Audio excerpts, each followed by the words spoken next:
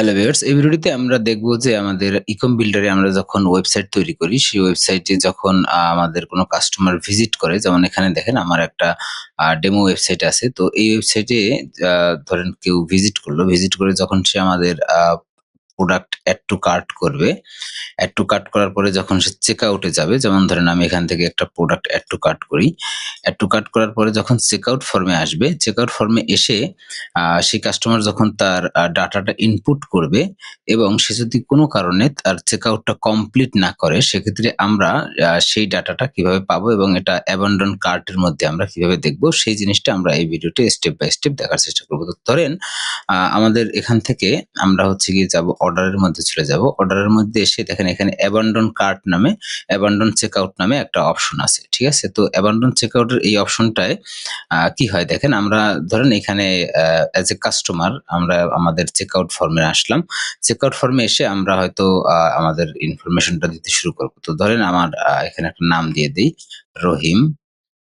তার phone number হচ্ছে গিয়ে 01, আমি জাস্ট একটা ডামি ফোন নাম্বার দিয়ে দিচ্ছি এবং তার ইমেইল অ্যাড্রেস ধরেন রহিম@gmail.com। ঠিক আছে? এরপরে তার স্ট্রিট অ্যাড্রেস ধরেন মিরপুর, আ ঢাকা। আচ্ছা, ধরেন এই ইনফরমেশনটা সে দিল।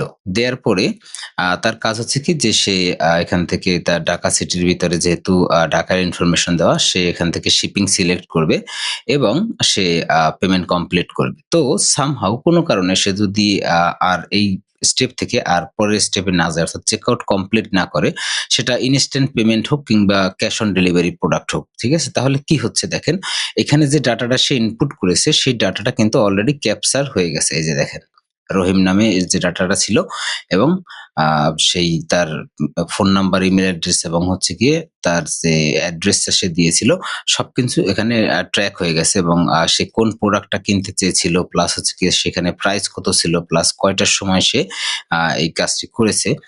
পুরো জিনিসটা কিন্তু আমরা ব্যাক এন্ড থেকে অবজার্ভ করতে পারবো। এতে করে কি হবে, আমরা যখন আমাদের ওয়েবসাইট বা আমাদের ল্যান্ডিং পেজ নিয়ে আমরা প্রোডাক্ট সেল করব, তখন আমাদের চেকআউট ফর্মে এসে কাস্টমার আসলে কি করতেছে, কেন অর্ডার করতেছে না, এই জিনিসটা কিন্তু আমরা এখান থেকে মোটামুটি একটা আইডিয়া পাবো এবং সেক্ষেত্রে সেইভাবে কিন্তু আমরা আমাদের সাইটের যে পেজ রয়েছে, সেটাকে আমরা এখান থেকে অপটিমাইজ করতে পারবো। ঠিক আছে?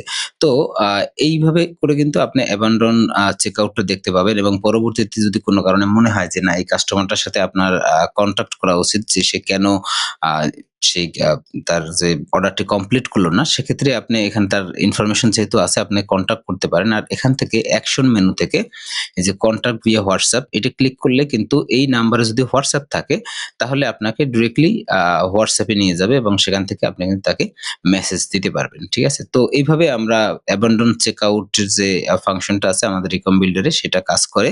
তো আশা করি বুঝতে পেরেছেন এবং এটা কিন্তু আসলেই খুবই হেল্পফুল একটা মানে ফিচার, যারা হচ্ছে গিয়ে অনলাইনে প্রোডাক্ট সেল করে। কারণ অনেকেই আছে যারা হচ্ছে গিয়ে মানে অর্ডার করতে এসে অর্ডার কমপ্লিট করে না বা হচ্ছে গিয়ে ইনফরমেশন এর একটা অংশ দিয়ে সেখান থেকে বেরিয়ে যায়। ঠিক আছে? তো সেই জিনিসটা কিন্তু ইজিলি ট্র্যাকিং করা যাচ্ছে এবং সেই ট্র্যাকিং করে আমরা কিন্তু ওই কাস্টমারের সাথে প্রয়োজনে যোগাযোগ করারও অপশন আমাদের এখানে আছে। তো আশা করি বুঝতে পেরেছেন। এই ভিডিওটা এই পর্যন্তই। দেখা হবে পরের কোনো ভিডিওতে। ততক্ষণ টাটা, বাই, বাই।